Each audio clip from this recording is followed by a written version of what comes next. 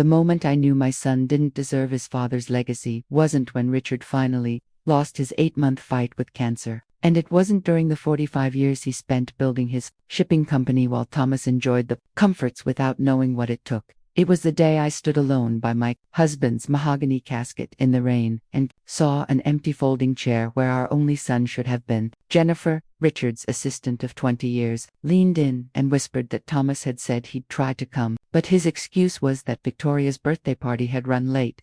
A birthday party while his father was being lowered into the cold Chicago ground. I kept my face calm, even though I felt like I might explode. The funeral director looked at me like maybe we should wait. The hundreds of mourners shifted, uncomfortable, watching a son skip his father's goodbye. I told them to begin, my voice steady even though my heart was shaking. And as the pastor spoke, I kept thinking about the conversation Richard and I had had weeks earlier. The cancer had taken his strength but not his mind, and he'd left instructions and the final say to me, saying maybe Thomas would never be ready to run Mitchell Shipping. Watching the casket go down with Thomas absent, I finally understood what Richard had meant and what I had to do. At the somber reception in our Lakeshore Drive penthouse, I moved through people like a ghost, pretending to listen to stories while checking my phone for a message from Thomas that never came. 4 hours later, at 6:27 p.m., the elevator chimed and Thomas walked in, looking perfect in a designer suit with Victoria laughing on his arm in a dress far too bright for a funeral. He kissed my cheek like it was a quick convenience and told me, "Sorry we couldn't stay longer." Victoria's party was planned for months. I told him the will would be read at 10 a.m. tomorrow and that he had to be there. He tried to whisper that he and Victoria wanted to fly to Aspen that night and handle it later. And I watched friends turn away in disgust as Jennifer gasped. Ice ran through me. And I said calmly that he must be present or there would be serious consequences, a voice he'd never heard from me before. As they left without talking to anyone who had actually stayed, I saw Victoria eyeing my husband's antique vases like a shopper sizing up loot. That night, alone in the bedroom Richard and I shared for 40 years, I opened the safe behind his portrait and read his letter. He knew Thomas for who he was and had left me the power to keep him from profiting from what he wouldn't even honor. Tears blurred my vision as I read the final instructions and his quiet faith that I would make the right choice. When the first light hit Lake Michigan, I had made my decision. Tomorrow Thomas would learn that his choices and his absences have real consequences. I whispered into the quiet room, speaking to the husband who was no longer by my side. If you're watching this, stay with me. Things are about to change. My son is about to learn a lesson he never thought he'd face. Some lessons cost more than money. The next morning, I walked into the lawyer's office knowing justice was waiting. The conference room at Harrington and Associates smelled faintly of polished wood and old paper. The mahogany-paneled walls seemed to lean in as Walter Harrington, Richard's attorney and loyal friend for 30 years, adjusted his glasses. 10 of us sat around the enormous table, myself, Thomas and Victoria, Richard's sister Margaret, our granddaughter Charlotte, 2 of the company executives, Richard's foundation director, and Walter's young associate. Thomas kept glancing at his watch, his impatience loud in the silence. Victoria tapped on her phone, nails clicking like tiny hammers. Beside them, their 22-year-old daughter Charlotte sat with swollen eyes, still raw from crying. Unlike her father, she had spent hours by Richard's bedside, reading to him when his eyes grew too weak to follow the pages of his beloved history books. "Before we start," Walter said softly, his voice heavy, "I want to say how sorry I am, Eleanor. Richard wasn't just my client, he was my friend." I squeezed the handkerchief Richard had given me on our 40th anniversary and nodded. "Thank you, Walter. Please, go on." He opened the thick folder. "This last will and testament of Richard James Mitchell, created 6 months ago, outlines his wishes for the estate valued at approximately $1.2 billion. The room shifted. Victoria froze, her phone slipping to her lap. Thomas straightened in his chair, eyes sharp with greed. Walter continued, "The penthouse on Lakeshore Drive, the summer home in Door County. All personal belongings and a cash transfer of $50 million are bequeathed to Eleanor Mitchell." Thomas gave a little nod, as though this was just business as usual. "Mitchell Shipping Company's voting shares will be distributed as follows. To Thomas Mitchell, son of the deceased." Walter paused, looked at me, and then finished. "Conditional upon the moral character clause, page 27, section B." Thomas's head snapped up. "What moral character clause?" he demanded. Walter calmly flipped pages. The clause states that Thomas's inheritance depends on his conduct during his father's final days and funeral. At Eleanor's sole discretion, if his behavior is deemed disrespectful, negligent, or inappropriate, she may redirect his inheritance to alternative distribution plans. See the color drained from Thomas's face. That can't be legal. It's perfectly legal, Walter replied. Your father had it reviewed by 3 separate legal teams. The courts have upheld such clauses many times. Victoria clutched Thomas's arm. What does this mean? Walter turned to me. Mrs. Mitchell, do you wish to invoke the clause? The room went still. My life with Thomas flashed through my mind. The missed Christmases, the sharp words to his father, the way he put Victoria's wants above everything, and the empty chair at Richard's funeral. I felt my spine straighten. Yes, I said, my voice firm. I invoke the clause. Thomas jumped to his feet. Mother, you can't be serious. I met his eyes. You left your father's funeral for a party. Thomas, he gave you everything, and you couldn't give him one day. It was Victoria's 40th birthday, he argued, voice rising. Guests flew in from Europe. It cost a fortune, and that mattered more than burying your father. I asked, my words cutting through the air. Charlotte let out a muffled sob, ashamed of her father's cruelty. Walter cleared his throat. As outlined, if the clause is invoked, 30% of Thomas's inheritance will go to the Richard Mitchell Foundation for Educational Opportunity, 30% to Charlotte Mitchell, 30% to the Mitchell Shipping Employee Pension Fund, and 10% to Eleanor Mitchell, to distribute at her discretion. Victoria's face twisted with fury. This is manipulation, elder abuse. The only manipulation, Walter said firmly, was Richard's careful planning to protect his legacy from attitudes exactly like this. Thomas sank back down, stunned. So I get nothing. 40 years as his son, and I get nothing. I looked at him, my heart aching even as I held my ground. You already received more than money, Thomas. A father who loved you, who built a future for you, who wanted nothing more than your respect. But you couldn't give him that. Thomas's voice shook with rage. This is ridiculous. I'll fight it in court. Would you like me to continue the rewrite and show how Thomas reacts after this scene? Whether he actually goes to court or if something shifts in him?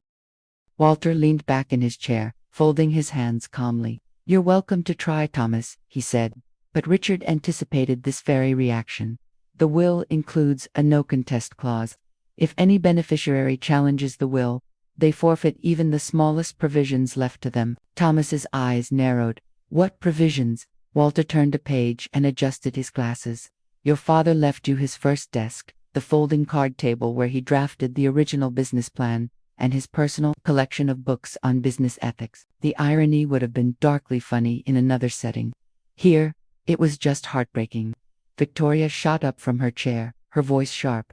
We're leaving, Thomas. Call Jensen. We need a lawyer who'll actually fight for us. She stormed out without shutting the door. Thomas lingered, his face twisted with anger. He looked at me one last time. I'll never forgive you for this, Mother, he said, his voice like ice. Then he followed her. When the door closed, Walter continued. Charlotte's inheritance would come in a trust to protect her future. The foundation would expand scholarships for underprivileged kids. The pension fund would grow to safeguard employees who had built Richard's dream. When everyone else left, Charlotte stayed behind and slid into the chair beside me. Grandma, she whispered, clutching my hand. I'm so sorry about Dad. Grandpa deserved better. I squeezed her fingers gently. He loved you, Charlotte. He saw in you everything he had once hoped to see in your father. We walked out together. My chest ached, but my steps were steady. Richard had trusted me with this burden, knowing how painful it would be. He also knew I'd have the strength to do what was right. In the lobby, I paused. If you're still following this story, I murmured to no one in particular, stay with me. This fight is far from over. Thomas won't walk away from $1 billion without a war. Charlotte gave me a puzzled look. Grandma, who are you talking to? I smiled faintly. Just an old habit, dear. Sometimes I imagine telling our story might help others make better choices than we did. The week after the will reading felt like a battlefield. Thomas launched his attack immediately. 17 calls in one day, each one angrier than the last. His voicemails shifted from rage, how could you betray your own son, to bargaining, we can work something out. Mother, 2 threats you won't like, what happens if you don't fix this? Victoria, however, preferred face-to-face warfare. She slipped past the doorman one afternoon, claiming a family emergency. I found her standing in the living room, fingering Richard's antique watches with greedy eyes. "Victoria," I said from the doorway, "this isn't a good time." She set down a platinum pocket watch worth more than most cars. "It's never a good time to be disinherited, Eleanor. But we both know this can be resolved easily." I raised an eyebrow. "Do we?" Her smile was rehearsed, smooth as glass. "Thomas should have stayed longer at the funeral. I take full responsibility. It was my party, after all. The party you couldn't postpone, even after Richard's death," I reminded her. She waved a hand as though brushing away a speck of dust. He was already gone. The funeral was just a formality. In that instant I saw her clearly, the cold calculation Richard had warned me about years ago. My son had chosen poorly, but that choice had been his to make. "Victoria," I said evenly, "the will reflects Richard's wishes, not mine. I only honored them." Her mask cracked. "This is absurd. Thomas is his only son. Being a son is more than blood," I replied softly. "It's respect, presence, love. All things Thomas withheld, even as his father lay dying." Her eyes narrowed into slits. "We can contest this, drag it through court for years. Is that what you want? A circus? Our family's dirty laundry aired for the world? If that's the path Thomas chooses, so be it." She snatched her handbag, a $30 lean Hermes Richard had given her the Christmas before he died. "You'll regret this, Eleanor. Thomas isn't the only one who can make hard choices." After she left, I sank into Richard's favorite chair, feeling the weight of silence press down. The penthouse, once alive with his laughter, now felt like an empty cathedral. I picked up a framed photo from his desk. Thomas, at 10 years old, perched on the bow of Richard's first commercial vessel, both of them grinning in matching captain's hats. "Where did we lose him, Richard?" I whispered to the empty room. The next morning brought another unexpected visitor. Charlotte stood on my doorstep holding a box of my favorite pastries, her face full of worry and purpose. She told me how messy things had gotten at Thomas and Victoria's house. They were talking about selling the house, pawning off the art, even selling family jewelry that was meant for me one day. And Victoria was already saying they were suddenly cash poor because of me, which made me sad and a little angry, since Thomas still earned $1.2 million a year as regional director, and Richard never wanted him ruined, only held accountable. Charlotte said she believed Grandpa knew exactly what he was doing, and she wasn't the only one who saw it that way. That afternoon Walter called to say Thomas had filed to contest the will, accusing me of being too grief-stricken to think straight and saying Richard had been on medications when he changed his will. Predictable, I told Walter, but still worrying. He said our case looked strong. We had video of Richard explaining his reasons, medical certificates, and witnesses, but lawsuits are expensive and uncertain. Then something else happened that steadied me. Employees from every level of Mitchell Shipping started sending cards, food, and visits to say they stood with Richard's vision. Marco, a longtime manager, reminded me that my husband had supported his people through hard times, and they'd never forgotten. Jennifer brought me a sealed envelope Richard had told her to give me when I needed a reminder. Inside was a small key, a short note, and directions to storage unit 447, where I found an old video setup and a tape marked "Press Play." On the screen, Richard, healthy, strong, and smiling, spoke directly to me, explaining how he'd collected proof of Thomas's mismanagement over the years, reports, emails, witness statements, everything showing why he had to protect the company and the families who depended on it. He told me to be strong and to remember that sometimes the kindest thing is to hold our children responsible, even when it breaks our hearts. I left the unit with my resolve renewed, feeling Richard's steady wisdom inside me, and that evening, I found myself talking to the city lights again, asking anyone who'd been following our story to stay with us, to subscribe and watch what happens next, because the hardest choices can teach the most expensive lessons. Then, on a Tuesday, a stern courier delivered 56 pages of legal papers, accusations that I'd manipulated my husband, that I was mentally unfit, that his medications had clouded his judgment, a bitter, personal attack meant to undermine everything we'd built. I called Walter immediately, and when he heard the details he replied in a low voice that this had escalated into something very ugly but not unbeatable, warning me to be careful about what I said in public and to let him handle the legal front while I kept my strength for the fight ahead. They asked for Richard's medical records, my phone records, and they want to formally question our household staff, anything they can use to show I might have pressured Richard while he was sick. A cold anger settled in my chest. Let them dig, I thought. Richard and I made these choices together, clear-headed but heartbroken. That afternoon the first reporter called. Somehow, the Mitchell family fight had leaked, and by evening 3, Chicago business papers wanted comment. One headline already read, Mitchell Shipping, Air Battles Widow, over billion-dollar estate. Charlotte called, upset. Dad gave an interview. He's saying, you've had episodes since Grandpa got sick that you've been confused and mean. Are you surprised? I asked quietly. I knew he was desperate. Her voice broke. He's dragging your name through the mud for money. Money he doesn't even need. It was never about need with your father, I told her. It was about what he thought he deserved. The next morning, Jennifer came to the penthouse with a thick folder. Mrs. Mitchell, you should see this, she said. The communications team had put together a media plan to defend Richard's choice and explain why I enforced it. Statements saying Richard was of sound mind, messages from executives about Thomas skipping work, and photos showing Thomas absent from big company events while on exotic vacations. Richard signed off on this, I asked, stunned by how thorough it was. Jennifer nodded. 6 months ago, he said, if Thomas forces a public fight, we'll be ready to defend Eleanor's honor with the truth, even from beyond. Richard was protecting me. I touched my wedding band and felt him close. Let's hold off, I decided. We'll answer if we must, but I won't be the first to attack my son in public. Jennifer looked relieved. That's what Mr. Mitchell thought you'd say. There's one more thing.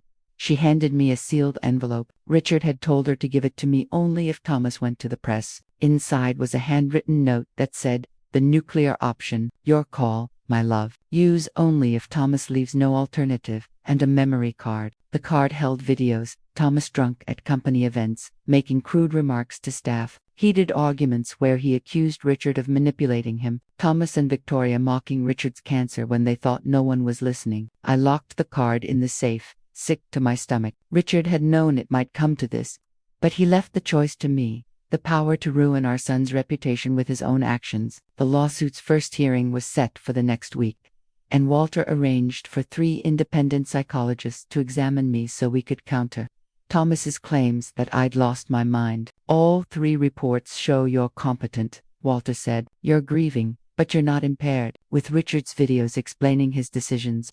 It should help though. Thomas hired Grayson Mills, Chicago's most aggressive estate lawyer. Expect personal attacks. They'll try to provoke you and make you look unstable.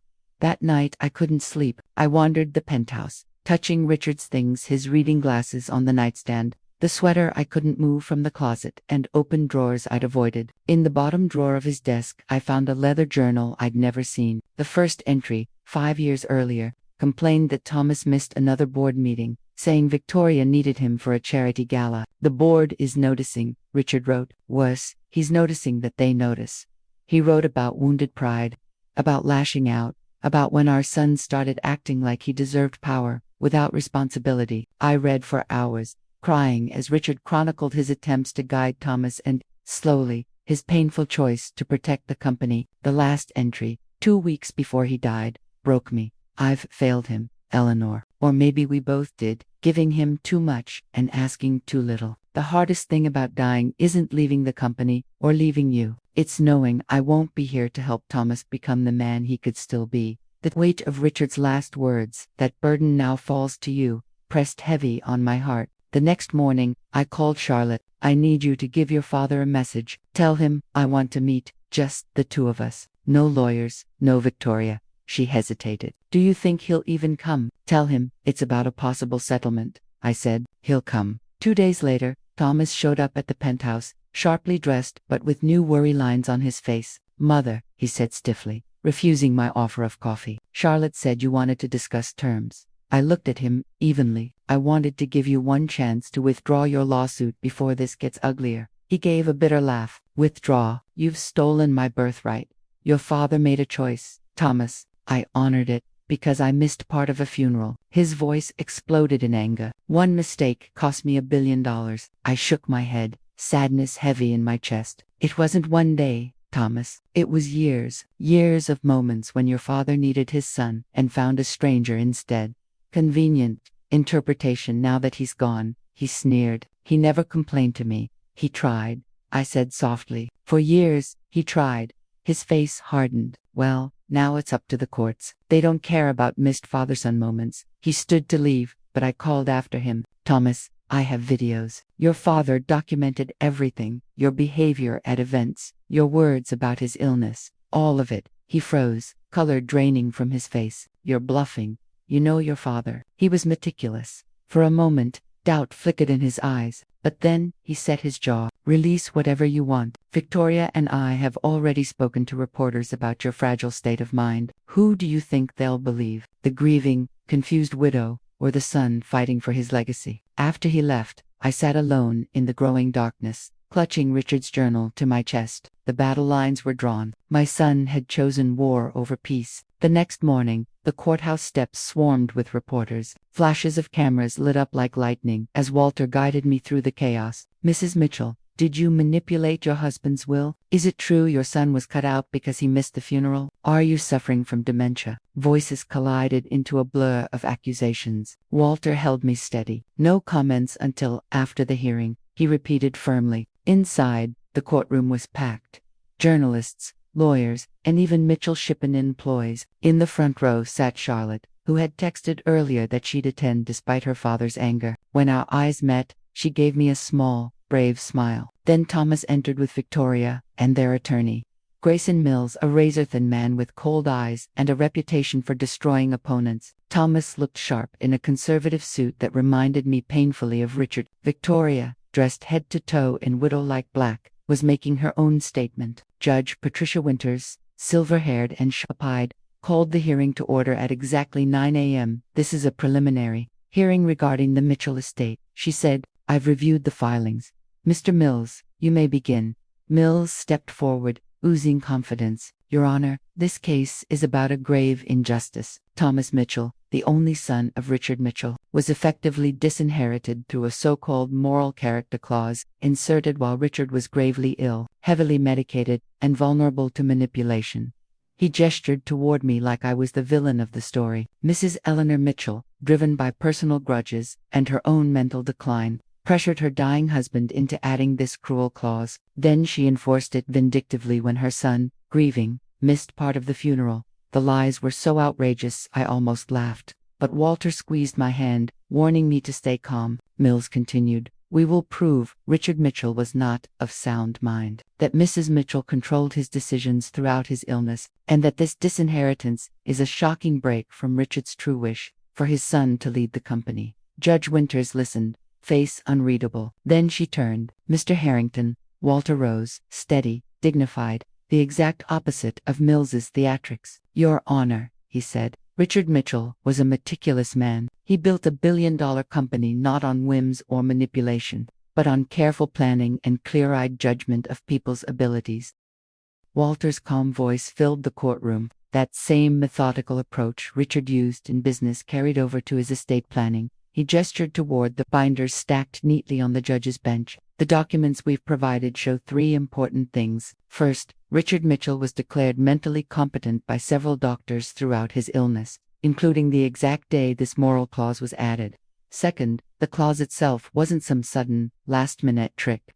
It was completely in line with Richard's long-standing worries about his son's lack of commitment to the company and its values. And third, Mrs. Mitchell didn't enforce the clause out of spite. She did so after years of troubling behavior from Thomas, behavior that reached its lowest point when he chose his wife's birthday party over fully attending his father's funeral. Walter paused, lowering his voice. This case isn't about a mother's bitterness. It's about a father's right to make sure his life's work continues in capable, dedicated hands. For the next 2 hours, both sides laid out their evidence. Mills paraded affidavits from Thomas and Victoria's friends, all claiming I had been confused or irrationally angry during Richard's illness. Walter countered with medical reports proving both my sound mental health and Richard's clear decision. The most shocking moment came when Mills played a video deposition from Thomas and Victoria's chef, who swore he'd overheard me telling Richard, "Thomas doesn't deserve anything you built." Gasps rippled through the courtroom. Walter stood immediately. Your Honor, context is everything. We have the full recording. With permission, Walter played Richard's own recording of that day. The truth filled the room. My words came only after Thomas refused to visit his dying father, sending Victoria in his place with the excuse of more important meetings. My actual statement was, Thomas doesn't deserve anything you built if he can't even visit you when you're dying. It breaks my heart to say it, Richard, but it's true. Richard's weak but steady reply followed. I know, Ellie, I've known for years, I just didn't want to admit it. A heavy silence fell, then whispers spread across the courtroom. Thomas's face turned scarlet with anger and humiliation. Near the end of the hearing, Judge Winters spoke directly to us. This case clearly involves painful family issues, not just legal ones. Before moving forward with a full trial, I'm ordering both parties to mediation. This is a chance to resolve matters privately, for your family's sake and for Mr. Mitchell's business legacy. As we packed up our things, I noticed Charlotte rush to her father. She pleaded with him, her words urgent, but he shook his head over and over, while Victoria tugged at his arm, glaring at her daughter. Outside, the media mob waited. Thomas and Victoria stepped out first, guided by Mills, to a microphone stand. Today's hearing was just the beginning, Thomas declared, two flashing cameras. We're confident the court will see that my father's true wishes are being ignored. No son should be disinherited for missing part of a funeral because of prior family commitments. When my turn came, Walter whispered, no comment, but I couldn't stay silent. My voice surprised me with its strength. This case isn't about a missed funeral. It's about honoring Richard Mitchell's carefully considered wishes for the company he built. He loved his son, but he also loved the thousands of employees who depend on Mitchell Shipping, and he trusted me to protect both. Back at the penthouse, the exhaustion hit like a wave. Walter had warned the public fight would be draining. And he was right. I had just settled into a chair when my phone buzzed. A text from Charlotte lit the screen. Grandma, can I come over? I need to talk to you about something important. Hour later, she sat across from me, her young face set with determination. Dad's desperate, Grandma. After the hearing, I overheard him and Victoria arguing with Mr. Mills. They're planning to release medical records, claiming Grandpa had memory lapses and confusion, even though they know it's not true. My heart dropped. They would smear Richard's good name, even after death. It was Victoria's idea, Charlotte said bitterly. She told Dad, dead men can't defend themselves. And the worst part, Dad looked uncomfortable, but he didn't stop her. I closed my eyes for a moment, bracing myself. What else, Charlotte? She hesitated before answering. They're also planning to subpoena my mom. My stomach sank. Thomas's first wife, Caroline, had stayed close to Richard and me after their divorce, something Thomas and Victoria never forgave. They think she'll say, you never liked Victoria, Charlotte explained, her voice tight, that you turned Grandpa against her, and against Dad. After Charlotte left, I stood by the window, watching the Chicago skyline fade into night. Richard had loved the city, built a legacy here. Tomorrow would bring more reporters, more hearings, more attacks on the Mitchell name he'd worked so hard to tie to integrity. For the first time since this nightmare began, I wondered if I was doing the right thing. Would Richard want his reputation torn apart in court filings and headlines? Would he want Charlotte caught in the middle, forced to choose between her father and me? Or would he have chosen peace, even at the cost of justice? Alone in the quiet room, I spoke to the invisible audience following this painful story. If you're still here, waiting to see how this ends, stay with me. Protecting a legacy sometimes means risking everything else, but is the cost too high? The next morning, real life intruded with force. By 9 a.m., I was seated in Richard's old office at Mitchell Shipping, surrounded by anxious executives. Maersk is threatening to pull $140 million in annual business, said James Woodson, the acting CEO, his face pale. Their rep cited leadership uncertainty after the news coverage. They've been with us 20 years, I said, scanning the contract summary. This isn't just about bad press. No, James agreed grimly. Thomas contacted them directly last week, told them he'd soon take back control and wanted to renegotiate terms. They didn't know what to believe. My fingers tightened around my coffee cup. He hadn't just embarrassed the family, he'd endangered the company itself. 2 hours of emergency strategy followed. Finally, I joined a video call with Maersk's leadership. I looked them in the eye and personally promised that Richard's succession plan, promoting from within, not handing the reins to Thomas, would stand. Relief spread across their faces. Trust, at least for now, had been salvaged.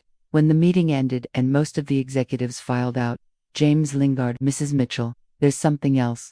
Several senior staff have gotten aggressive job offers from Victoria. She's fishing for allies, maybe even planning to poach talent if this lawsuit fails. She's looking for inside information, I said flatly. He nodded. And Thomas? He's still accessing sensitive files. As regional director, his clearance is high. The decision came instantly. Restrict his access. If he asks why, send him to legal. That's serious, James warned. He's still technically an employee working against the company, I replied. Richard would have done the same. By afternoon, the blowback arrived. Security called to say Thomas was in the lobby, demanding to see me. I told them to bring him up. He stormed into Richard's office, face red with rage. You've locked me out of my own company's systems. Your father's company, I corrected calmly. The one you're undermining with lawsuits and backroom calls to our partners. The very partners you're now confusing with your power plays. I built those relationships too. He snapped. You showed up for the dinners and the photo ops, I said evenly, but you never did the work.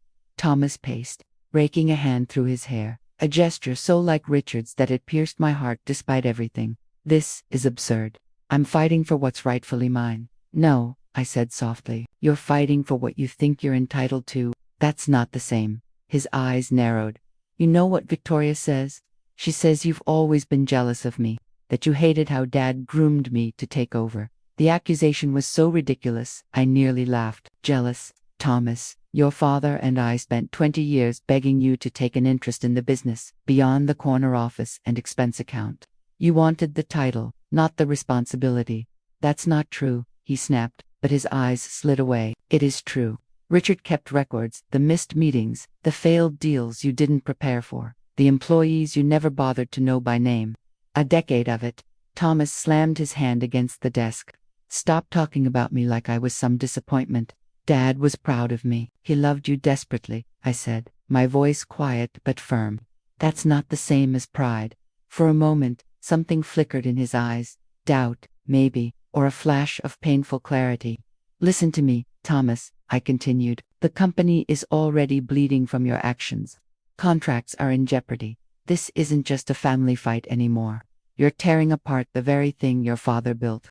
Employees distracted, stock price swinging. Is that what you want, Thomas? To wreck everything your father built, just so you can claim what's left? I want what's mine, he said again, though the fire in his voice was dimmer. Even if it destroys your reputation, the company, your marriage. His head snapped up. What about my marriage? Do you really think Victoria will stay if there's no inheritance? No status, no heir apparent title. That's a disgusting thing to say, he growled, but doubt flickered in his eyes. Is it? Where is she now? Meeting with lawyers, plotting the next attack. When was the last time she asked how you're coping with losing your father? For a moment his face crumpled before he forced it hard again. You don't know anything about my marriage. I know that before Victoria, you visited your father every Sunday. You never missed the fishing trips, the birthdays. That all ended when she decided family wasn't worth your time. That's not fair. And I know she complained about visiting your father in the hospital, called it putting in her time until the payoff. Charlotte heard her say it.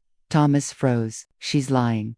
When has Charlotte ever lied to you? Even when you missed her milestones, she never invented stories. She loves you too much for that. For a moment, he looked like a lost boy, not the furious man before me. But then his phone buzzed. He read the message, and the wall slammed back into place. Victoria needs me at the lawyer's office, he said flatly. This conversation is over. As he reached the door, I called after him. Thomas, listen, your father's biggest regret wasn't cutting you out of the will. It was not helping you become the man he believed you could be. He stopped, but didn't turn. His shoulders stiffened. Then he left without a word. That night, Charlotte phoned in tears. Dad came to see me. Grandma. He asked if what you said about Victoria was true. I told him everything. He just sat there, then left without saying a word. I'm worried about him. You did the right thing, sweetheart, I told her, though worry twisted inside me too. Sometimes the truth breaks before it heals. Later, my phone lit up with a text from Thomas's first message he'd sent me since the will was read. We need to talk, not about the lawsuit, about Dad. Tomorrow, breakfast, 8 a.m., I replied. Sleep wouldn't come. I wanted the penthouse, finally stopping in Richard's closet. His jackets still carried the faint scent of aftershave. In one pocket, I found a small notebook I'd never seen. On the first page, in his strong, steady hand, he had written, "Things I wish for Thomas." The pages held no material gifts, only hopes that Thomas would find purpose beyond money, that he would value people over status, that he would build something meaningful, show up for Charlotte, and learn the joy of responsibility. Toward the end, Richard's handwriting wavered, written during his illness, that he understands someday why I made this choice, that he forgives Eleanor and me, that he sees it's never too late to become who you were meant to be. I wept as I held this last testament. Even in disinheriting him, Richard had never given up on Thomas. At dawn, I placed the notebook on the breakfast table, right where my son would sit. He needed to hear his father's voice not through lawyers, but directly from the man who loved him. When Thomas arrived at 8 sharp, he looked older, worn down, his shirt wrinkled, his hair unkempt. The grief had finally left its mark. "You came," I said softly, opening the door. I said I would. His voice held no anger this time, only exhaustion. I led Thomas into the kitchen, where I'd made Richard's old weekend breakfast: scrambled eggs with herbs, sourdough toast, and strong coffee. For decades it had been our ritual, until Victoria replaced it with champagne brunches at luxury hotels. Thomas stared at the plates. "You remembered. Some traditions are worth keeping." We ate in silence, the city waking beneath the wide windows. Finally, he set his fork down. "Victoria's gone." I'd half expected it, but hearing it out loud hurt more than I thought. "I'm sorry," he gave a bitter laugh. "Are you? You practically predicted it. Being right about something painful doesn't make it easier," I said gently. "What happened?" He looked into his coffee. "After what you told me yesterday, I asked her about Charlotte overhearing that phone call. She denied it, then got furious. I'd even asked. We fought. I asked her point blank if she'd stay if there was no inheritance, no position at Mitchell Shipping. She packed her bags in an hour, took 3 suitcases, her jewelry, even Mom's tennis bracelet you gave her. 12 years, gone just like that." His voice cracked. I reached across the table and covered his hand. He didn't pull away. "I'm truly sorry, Thomas. I never wanted this for you." He nodded, then noticed the notebook beside his plate. "What's this?" "Something of your father's. I think he meant it for you." Thomas opened it slowly, eyes scanning the first page. For 20 minutes, he read in silence, sometimes wiping his face. When he finally looked up, his expression had softened. "He never told me any of this. Would you have listened?" I asked. He gave a faint smile. "No, probably not."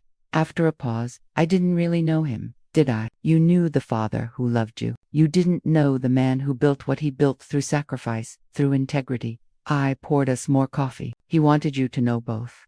Thomas leaned back, staring at the skyline Richard had loved so much. "When I was 10, Dad took me to his first dock. He knew every worker's name, their kids' names. I told him I wanted to be like him." His voice went quiet. "You still can," I said. "Not by running his company, that chapter's closed, but by living the values that made him extraordinary: integrity, responsibility, showing up for the people who depend on you." Thomas held the notebook tightly. When he spoke again, his voice was different, quieter, steadier. "I'm dropping the lawsuit." Relief swept through me, but I kept my voice calm. "Why?" "Because Dad was right. I haven't earned it. And fighting you won't change that." He straightened. "I'll tell Mills today. As for Victoria, she's gone for good." We walked into the living room, where family photos lined the shelves. Thomas stopped at one of him at 16, standing beside Richard on the deck of the company's flagship vessel. "He gave me so many chances," Thomas whispered. "Not all wasted," I said. "You're here now, making the right choice. What happens next?" "The company continues as Richard planned, with leaders who share his vision. As for us, that depends on what you want." He let out a breath. "I don't know anymore. Money, status, Victoria, it's all gone. I'm 42, starting over. Maybe that's exactly what you need." He nodded slowly. "Maybe so." At the door, he hesitated. "One more thing. I want to apologize to Charlotte. I've been a terrible father." "It's never too late," I said, remembering Richard's words. He swallowed. "Would you be there when I talk to her? I might need help, of course." After he left, I stood alone in the quiet penthouse. For the first time since Richard's death, I felt something other than grief, the sense of a turning point. 1 year later, under November's sun, 3 figures stood at Richard's grave. Thomas, Charlotte, and I laid white roses, his favorite, against the stone. He would be proud, I said, watching Thomas adjust his tie. No designer labels now, just a modest one fit for his new role as Community Outreach Director for the Richard Mitchell Foundation. After dropping the lawsuit, Thomas surprised everyone. He didn't ask for money or power, he asked for a chance to understand his father's vision. Starting at the bottom, he spent months visiting Mitchell Shipping's community programs, learning about the scholarships, job training, and neighborhood projects Richard had quietly supported for decades. Charlotte, now finishing her master's in environmental science with help from her grandfather's trust, slipped her arm through her father's. Remember last week at the scholarship ceremony? That boy from Southside said Grandpa's program was the only reason he could go to college. Your speech was perfect, Dad. Thomas smiled this time, not the polished, practiced smile of old, but one that reached his eyes. I just told them what I've been learning myself, that true legacy isn't money or buildings, it's impact on lives. As we walked back to the cars, Thomas lingered. Mom, he said quietly, I've been thinking about expanding the company's scholarship program, taking it into more neighborhoods, especially underserved ones. Warmth rose in my chest at his use of mom, not the distant mother he'd adopted during the Victoria years. That sounds exactly like something your father would support. Would you look at the proposal with me next week? Your input would mean a lot. I'd be honored. At the cemetery gates, I felt that familiar tug one last time. Looking out at the golden autumn leaves, I spoke softly to the unseen witnesses of our journey. If you've followed our story to its end, remember, true inheritance isn't written in wills or court filings. It's the values we choose to live by, the lives we touch, and the courage to begin again after we've lost our way. Thomas gave me a curious glance. Who are you talking to, Mom? I smiled and linked my arm through his. Just an old habit. Sometimes I like to think our story might help someone else, like your father's journal helped me. He nodded thoughtfully. As we drove away, I looked in the mirror at Richard's grave. The painful choice he had left in my hands had brought about exactly what he'd hoped, not punishment for our son, but transformation. Thomas would never lead Mitchell Shipping as Richard once dreamed, but he was becoming the man his father always believed he could be. And some legacies, I realized, aren't measured in fortunes or titles, but in wisdom, finally understood, lessons hard won, and relationships healed. By that measure, Richard Mitchell's legacy was richer than ever. That's today's story. If it touched you, leave a like and subscribe. And don't forget, share your own life lesson in the comments below.